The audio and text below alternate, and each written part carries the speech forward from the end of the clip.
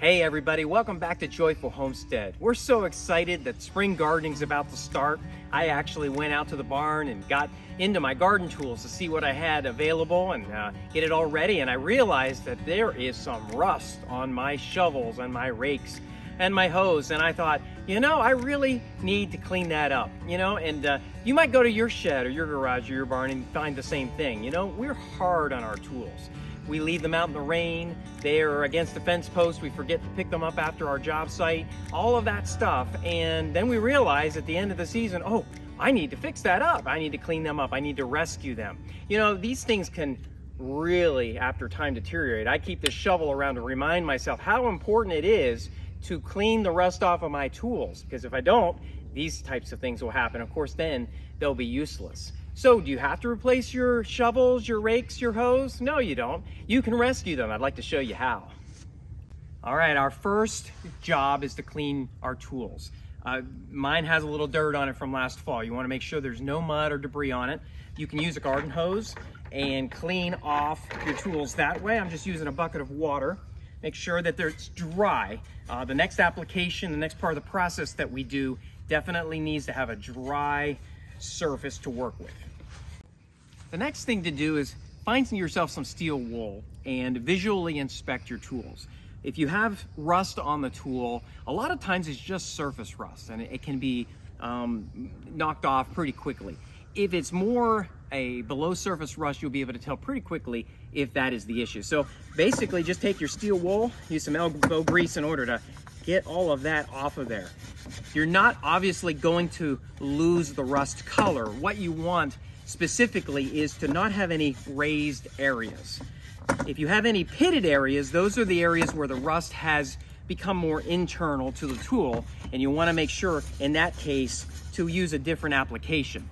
If you have a pitted area, once this process is done, you may need to take a 5% solution of vinegar and salt and soak your tool overnight. The 5% solution, 16 parts, the salt, 1 part. If you soak it overnight, that can get into those pits and that can bring some of that rust out of there as well. My tool looks like I don't have any internal issues with pits, I just have surface rust. So I'm just gonna go ahead and use the steel wool. My shovel now has been totally cleaned, surface cleaned, very smooth with the steel wool. I'm going to move to the next step, and I always use 2 coats of a rust protectant. The first coat I always use is a primer. This is just a white primer, Rust-Oleum brand. You can use Krylon or whatever, but you want to have something that adheres to the metal and stops rust. It's important when you do this to your tools to understand what type of material your tool is made out of. This tool here, this shovel is a sheet steel. So carbon steel sometimes is fine with these tools as well, but these are the ones that tend to rust the most. They're also the ones that tend to adhere with this primer the best. A type of tool that wouldn't actually work as well with this process would be something like this hoe here. This scuffle hoe is made out of more of a stainless steel. The Rust-Oleum won't adhere to this, and so when you restore these tools, they will get a little bit of rust or wear on them. You just go ahead and use your steel wool and be done with it for the season. The dust from the steel wool and the rust is off of my shovel now. I have a nice smooth surface. I've put painter's tape around the handle. Don't want any overspray onto the handle. I want it all in the metal. I'm going to go ahead now and spray paint. It's a beautiful day. I have no wind, about 50, 55 degrees, so it's ready to go.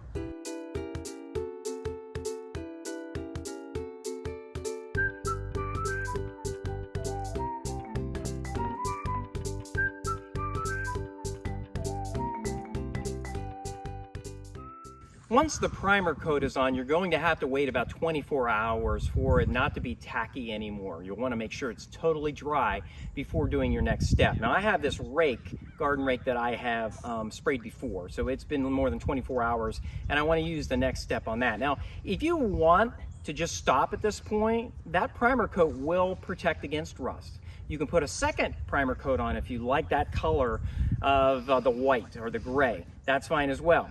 What I'm going to choose to do is something a little different, and I think it's kind of a neat garden hack. and that is I want to spray a final coat that's a very bright color. I'm going to use a cherry red, and that will be able to make that tool pop in the garden. And if you stick around to the end, we're going to actually show you how much that tool actually pops when it's in the garden.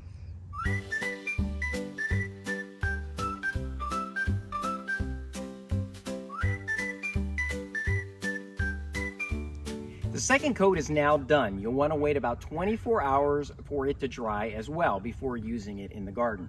This is a shovel that I've already done a couple of days ago, and it's dry, not tacky anymore. It's in perfect shape. It's almost manufacturer ready to go.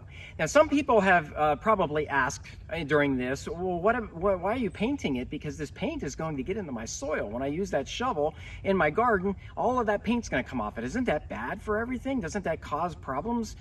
Well, I will say the paint does come off in the soil, but you think about it, when you buy a new shovel, they're powder coated, they're painted as well in the manufacturing process, and so those also come off in your soil. If you're not too keen on that and you would like to avoid that, then what I would suggest you do instead of priming or painting, once you're done with the steel wool process and that rust is down now to the smoothness, go ahead and add a machine oil, a 3-in-1 machine oil to the surface of your shovel or rake, and then rub it in. What that will do, it'll condition that metal, that steel, and it will help protect it as well from some of that moisture. It's better than nothing.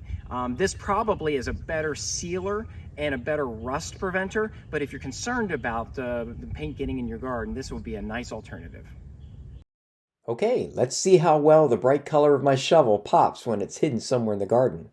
Can you see it? We really enjoyed sharing these garden tool hacks. If you like this content, please remember to like and subscribe.